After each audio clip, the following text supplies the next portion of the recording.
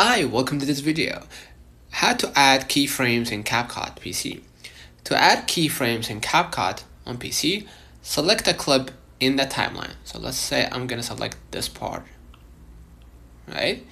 Now what I'm gonna do, once I press that clip in question, I'm gonna hit the diamond here. So hit the diamond shaped icon and move a little bit of the diamond so you can move the clip, right?